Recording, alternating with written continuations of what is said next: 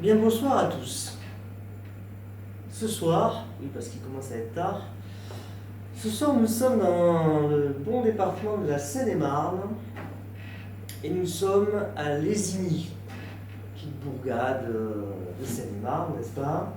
Avec un centre téléphonique très sympa, alors qui est assez récent finalement, qui est des années 70, mais qui a été fait dans le respect de l'architecture locale, avec des parements de pierre, enfin, c'est pas mal, c'est plutôt sympa. Au moins vu de la rue, on croirait un petit château. Mais en fait, c'est pas un château du tout. Enfin, c'est un château téléphonique si on veut. Et donc ici, nous sommes donc à Lésigny, dans ce centre qui est relativement préservé, où nous avons, déjà à ma droite, un pupitre général de visualisation, dit PGV, qui supervisait le centre, le commutateur téléphonique de Lésigny A2 en système 10 N1. Il est ici, on le voit derrière la vitre. Alors évidemment, il ne fonctionne plus. Ce centre téléphonique, c'est très curieux d'ailleurs, quand il est passé à l'électronique, il est passé à l'électronique tardivement. Alors, je vais vous donner la date exacte. Attendez, alors Lésigny A2, EE02, le 3 mai 1990. Donc il s'agit d'un autocommutateur E10N1 tardif. Ce sont les derniers mis en service en France, je crois, qu'il y en a eu peut-être en 1991, et voilà. Ça a été tout, quoi. Et d'ailleurs, on va le reconnaître on reconnaît déjà son design. Hein, ses armoires ne sont pas les mêmes que les premières, elles sont plus grises. Et en fait, il a marché très très peu d'années, puisqu'il a été mis hors service le 1er octobre 1997. Donc cette machine a fonctionné même pas 7 ans et demi. Voilà. Alors on se dit, mais pourquoi avoir mis en service un autocommutateur pour 7 ans et demi? C'est vrai que c'est incohérent, voilà.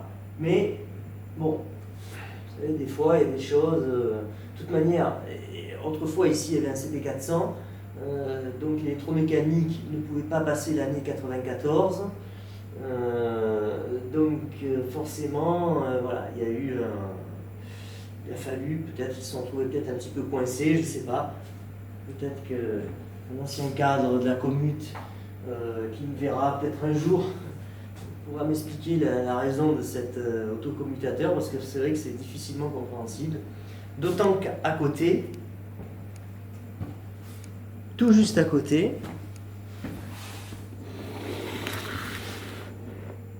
on peut entrevoir le remplaçant, l'autocommutateur E10B3, qui donc n'est pas tellement plus jeune que le précédent, puisque le 10B3 de Lésigny A3, donc sa dénomination, le E03, a été mis en service le 2 mars 1994. Il est toujours en service, hein, où je parle. Alors d'ailleurs, il avait subi un léger retard de mise en service, celui-ci, puisqu'il devait être mis en service le 22 février 1994. Et bon, il y a eu peut-être des petits problèmes techniques, on ne sait pas, il n'était peut-être pas prêt à temps. Et donc, voilà, il a eu à peu près 15 jours de retard. Il a été mis en service le 2 mars 1994 et depuis, il tourne toujours. Ici même, nous sommes dans la salle dite de supervision.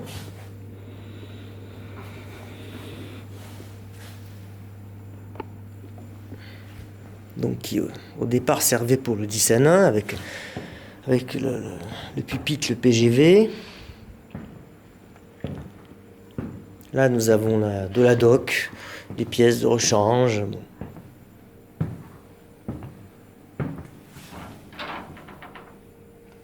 Vous savez, après, tout ça commence un peu à dater quand même.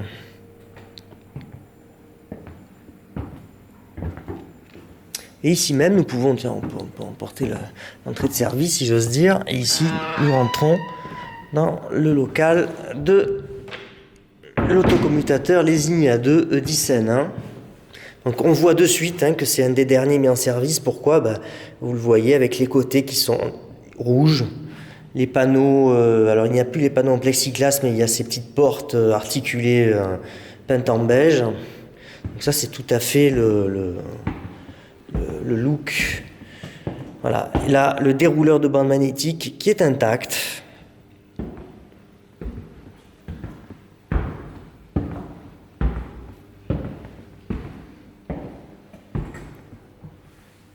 Oui, ici il y a des armoires qui ont été mises, qui ont été stockées dans les parties vides.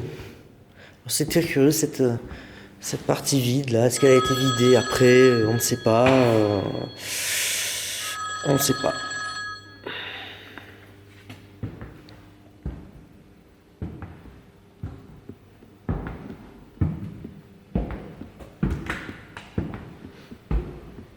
Donc voilà, une machine qui a coûté plusieurs millions de francs, certainement minimum 15 millions de francs, peut-être 20, qui n'a fonctionné que 7 années, même pas 7 ans et demi. Extraordinaire quand même. Là vraiment... il y a de quoi en rester quoi.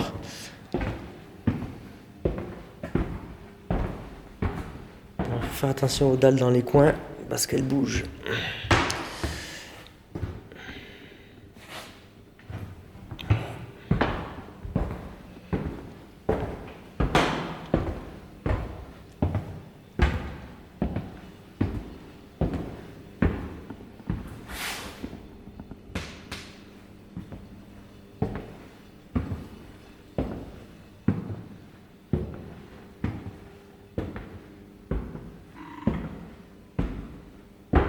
Alors on voit tous les fusibles qui ont été retirés, tout est à l'arrêt, hein, évidemment. Même je crois que les CSM ne tournent plus ici, vraiment tout est complètement arrêté. On va vérifier ça ensemble.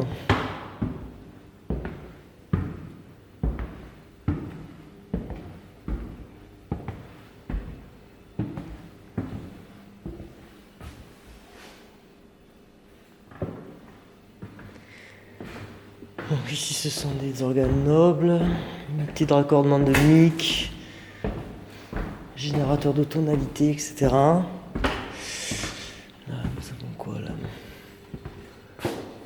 BDH, je sais plus ce que ça veut dire, UTC, je crois que c'est le timecode. Multi-enregistreur.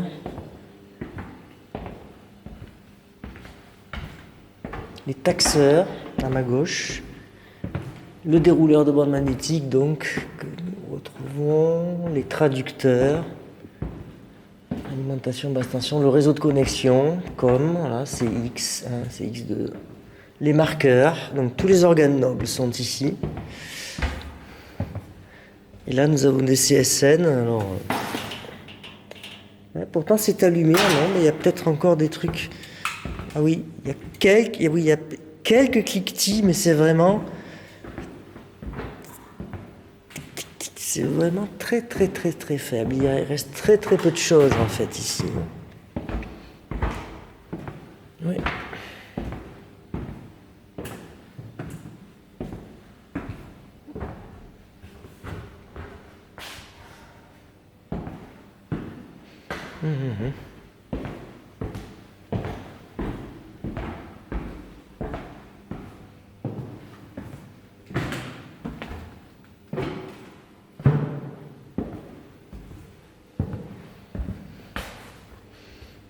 Voilà, toujours la structure E10N1, on ne sait pas trop pourquoi. Il y a toujours des petits passages par-ci par-là.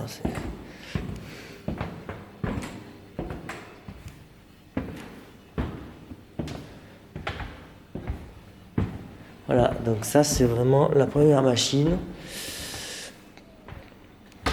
qui a vraiment une vie pas longue. Hein. Et ensuite nous passons dans l'autre salle de l'autocommutateur E10B3, les INI A3, en service depuis le 2 mars 1994. Alors en plus c'est un petit peu le chambard en ce moment, je sais pas ce qu'ils font là, ils ont... Déjà la salle n'est plus très très propre, je l'avais connue en meilleur état que ça il y a 2 ans. Il y a toujours des gens qui font des bricolages là, qui laissent leur saleté là, c'est extraordinaire ça. Ça m'énerve, c'est des machines, ça contrôle un tas de communes dans le département, c'est pas normal qu'il y ait tout ce bazar là.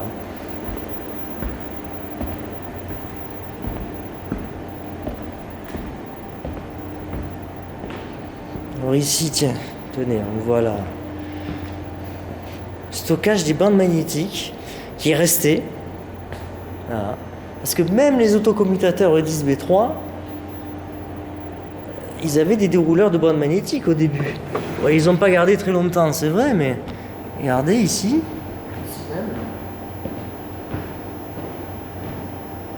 TBM d'ailleurs. À l'origine, les dérouleurs sont ici. Ils ont disparu. Il y a eu un ordre général de retrait dans les années 2000. 2003, 2005, par là. Et sauf exception, ils ont tous été attirés. Alors, il y a une exception à Nemours et une à Grasse-Sainte-Marguerite aussi. C'est les deux que j'ai trouvés, c'est peut-être les deux seuls de France, on ne sait pas, peut-être un autre ailleurs. Et là, c'est la station, la SNN, la station de machine, je sais plus comment ça s'appelle, station de maintenance en fait. Donc c'est un peu l'organe. Alors c'est pas un organe centralisé en tant que tel, parce que le 10B3 n'est pas un système centralisé, mais quand même, même si en théorie il n'y a pas de hiérarchie, mais vous savez, même dans les sociétés communistes, il y a des hiérarchies. La vie c'est un peu pareil, donc il est égal, mais il est égal au-dessus, si vous voulez. Donc s'il y a un problème, il peut décider de redémarrer ou de neutraliser telle partie de machine, de dériver les instructions, enfin de faire le travail avec d'autres parties de la machine. Enfin, il est capable de faire beaucoup de choses. C'est lui qui décide, il mesure en permanence le système, et s'il y a un problème, il prend les décisions qui s'imposent. Et la machine en sécurité pour essayer de faire en sorte qu'elle puisse continuer à tourner, même en service dégradé, même sur 3 pattes, mais quand même qu'elle puisse continuer à fonctionner jusqu'à ce que une équipe de techniciens compétents, aguerris, prennent le problème en main et viennent. Mais bon, comme je le dis et je me répète, c'est vrai, ces machines maintenant, elles ont ces machines à l'avant. L'électronique est éprouvée, c'est l'électronique ancienne mais qui est très fiable finalement. Voilà. La pièce est climatisée, il ne fait pas trop chaud, il n'y a pas de raison qu'il y ait d'avarie. Je continue un petit peu le tour. Alors ici il n'y a pas de CSN, donc il n'y a pas d'unité de raccordement d'abonnés. Là ici l'armoire de la dock.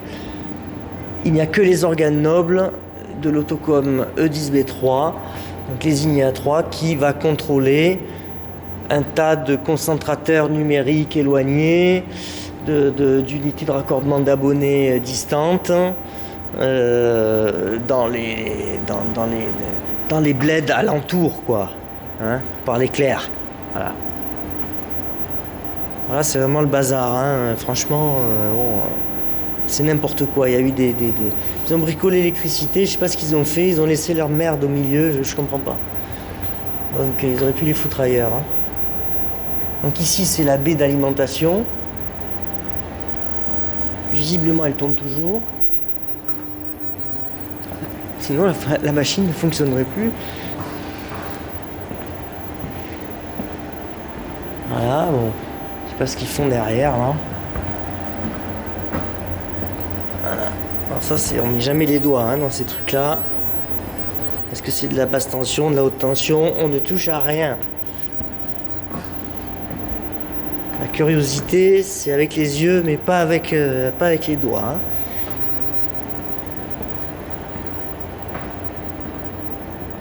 Donc voilà, il y a très peu de travées, il n'y en a que 3. Ce sont les travées d'organes nobles. Celle-ci, c'est la travée principale avec la station de maintenance que je vous ai montré. Après, vous avez les SMX, c'est là où sont raccordés les mics, etc., les terminaisons.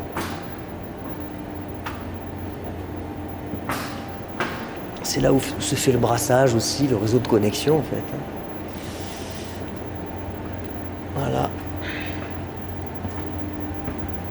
Là, c'est le bazar qu'on nous a laissé au milieu. Voilà.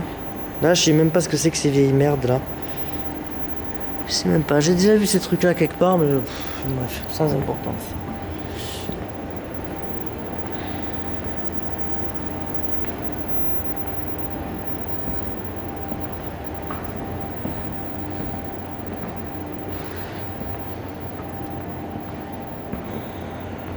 Juste devant, il y a la station de RHM, comme on dit, relation homme-machine. Donc voilà, on peut dialoguer, un technicien peut dialoguer avec l'autocommutateur E10B3 que voici. Et derrière moi, la salle de supervision, qui maintenant ne supervise plus rien en réalité. Attendez, je vais refermer la porte qui se coince. Avec la dock, les pièces. Sa magnifique console PGV, n'est-ce pas? Qui est toujours en bel état d'ailleurs. Tiens, on va voir un peu ce qu'il contrôle ou s'il contrôlait. Parce que... Donc, visiblement, oui, Ponto, donc Ponto Combo, voilà, CSE, CSND, distant, Roissy, tiens donc. Roissy, voilà. Et là, alors là, après, non, là, c'est la machine elle-même. Je suis étonné que ça contrôlait pas plus de choses, mais bon, je ne sais pas. Très curieux. Alors il est vrai qu'à Ponto Combo, il n'y a pas de centre téléphonique. Donc je suis pas surpris de voir... J'ai habité Ponto Combo il y a une trentaine d'années. Enfin, oui, tout à fait. Roissy, voilà. Roissy, alors est-ce que c'est la ville ou est-ce que c'est l'aéroport? Je ne sais pas. Ça, je n'ai pas les moyens de le savoir. Voilà. Mais écoutez,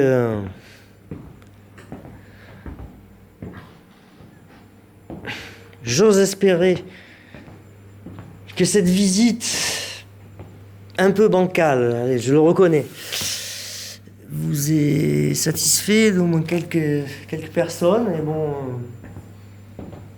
aujourd'hui, j'avais même pas prévu de venir en Seine-et-Marne, je devais faire l'Essonne. Mais bon, depuis le début de 2023, où j'ai eu affaire à un certain directeur qui a sauté depuis, qui m'a causé beaucoup de tracas, finalement mes accès en Essonne ne sont pas revenus. Mais bon, on va tâcher quand même en haut lieu de... J'espère, sinon on ne pourra pas immortaliser le reste de l'Essonne qu'il nous reste à faire, parce qu'il y a quand même encore quelques centres importants que je compte quand même faire. Et bon, du coup, je me suis rabattu sur la Seine-et-Marne. J'avais quand même senti qu'il pouvait y avoir une embrouille avec l'Essonne, vu les énergumènes à qui j'avais eu affaire en début 2023. Bref. Bon, tant pis pour eux aussi. Et donc, le travail, il faut qu'il soit fait. Il faut qu'il soit fait au plus vite, parce que dans la vie, on ne sait pas, vous voyez. Ici, on voit une machine. Peut-être que dans 15 jours, je n'en sais rien.